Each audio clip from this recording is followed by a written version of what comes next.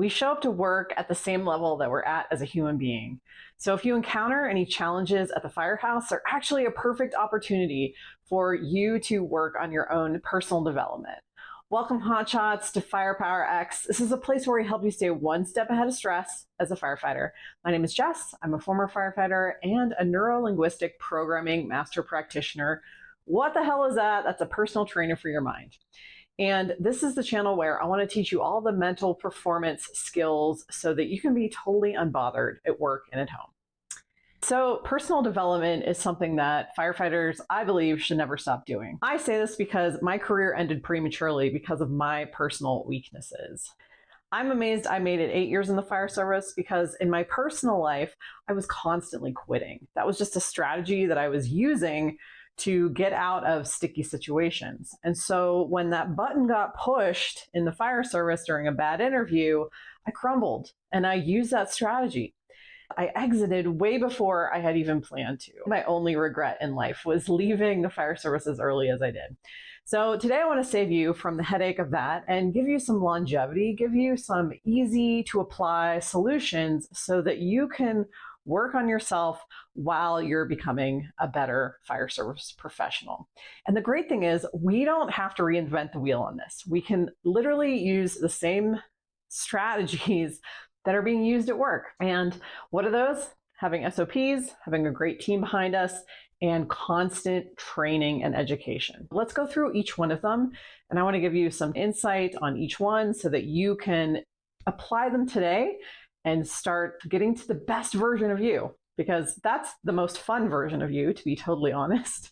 That's what I've learned through this journey. All right, so SOPs. Do you have SOPs in your personal life for dealing with emergencies? Because that's really when SOPs are important, is when we don't want to have to think about something. We just want to take our action steps. This is particularly important in your own life. Most people never take a look at this. They never examine, what do I do when I start to get stressed out?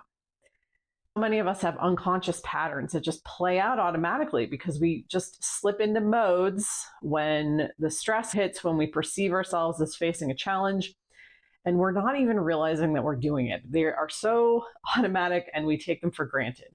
What are some examples of this? Hitting the bar, using substances, brooding or ruminating on a problem, like really being unable to let it go in your own mind. And because of that, sometimes that mental energy that it takes, being short-tempered with people. I've seen guys who get really angry, they lash out, or some people have funneled that energy into exercise. You get really into exercising to detach from the situation. All of these, no matter what process you're using, it's good to just take a look at it. Take a step back from yourself and examine, is this strategy, is what I'm doing when I address problems in my own life a helpful strategy? Is it effective? Does it get me to the place that I want to? Just examining that and then coming up with a 2 or 3 step process of what you actually want to be doing and then practicing it. We're just going to do some habit replacement and start to practice that 2 or 3 step process. What you're going to find is you may already have some good initial steps in place, that you have the beginnings of a great SOP. So for me, it is my 2 or 3 step process is totally detach from the problem, get some space, turn my attention to something else for a few days, a few weeks. And then inevitably, I find that the solution or my next move often will pop into my head when I'm in the shower or I'm out for a walk, when I'm totally relaxed and not even thinking about it. That's just how I like to deal with things, but that wasn't how I always was. Back in the day when I was younger, I would really wrestle with a problem. I would not be able to let it go. It would bother me. It would bleed into other areas of my life. And so this is why I had to consciously change the habits that I had so that it wasn't wasting all this energy. Because as you can see, my new strategy, way less energy, way more chill, way more flow-based, way more relaxed. And then I'm conserving my own energy to actually do the things I want and not worry about things I can't control. The key here with your own SOP, what is your 2 or 3 step process to handle an emergency, and then do it consistently. That's the critical step. So the second thing is, at work, we have a great team behind us who we trust and who is trained at the same level as us. The same is true for your personal life. Do you have a good team in place? Do you have an inner circle? I don't care how big or small it is, but do you have a trusted inner circle of people you are close to that you can be fully yourself? The value of your personal team is in being able to see different perspectives. This isn't about checking that box of having enough friends in life, because you can have a million friends, but never really share with them when you're problem solving and keep them at an arm's length. It really is the quality of those relationships and not the quantity. Because again, you want people who call out your bullshit. You want people who can hold a mirror up to you to offer a different perspective, to play devil's advocate when you're in a situation where you're trying to figure it out or you're employing a strategy that maybe hasn't been working. I really wished when I was younger, someone had said to me, you quit things a lot. Is that really getting you anywhere? Is using that as a strategy getting you anywhere? No one ever said that to me. And I think if they had, I probably would have stopped doing that a little bit sooner. The value of relationships, of interpersonal relationships, not only lies in connection, but it lies in getting someone else's perspective.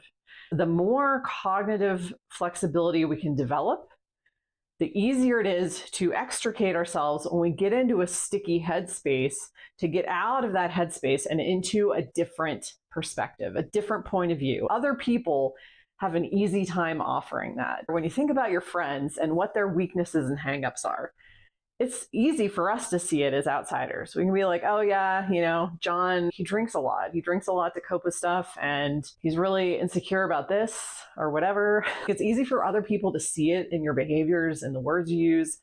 It's a little bit harder for us to see it when it's automatic and we're just acting things out as ourselves. So, having a great team, quality over quantity. There are an abundance of people in this world. There are so many people in this world that you can recruit to come into your inner circle if you don't feel right now that your team is sufficiently fleshed out. This could be your partner. This could be your work best friend. But think about outer rings of relationships like a priest or a pastor, a coach or a personal trainer, a retired firefighter. Retired firefighters are great to recruit into your inner circle because they understand the job and they love to give you their perspective. They'd be happy to talk to you too. Don't feel overwhelmed about having a good team because I think you'll find it comes together a lot easier than you think. And last but not least, your development at work comes from constant training and education. Your development in your personal life comes from constant training and education. Are you investing as much time and energy into your alter ego when you're off work? Or are you just an off-duty firefighter? What are your goals outside of being a good firefighter? The most important thing here is to make our personal life a source of growth and not a liability. Yeah, we can go be a total hellion in our off-duty time and drink and carouse and do all the fun stuff that we do and chase adrenaline, or we could ruthlessly be pursuing our goals. Most of you probably are. In your off-duty time, you're being a parent. You are running another business or working another job. Maybe you're an author, like you're writing books. Whatever it is you're doing, are you investing as much training and education in your alter ego? For some of you, the answer might be yes. What that does for you, it pushes you outside of your comfort zone. It teaches you transferable skills that, believe me, whatever your position, you can always bring back to the fire service and apply there.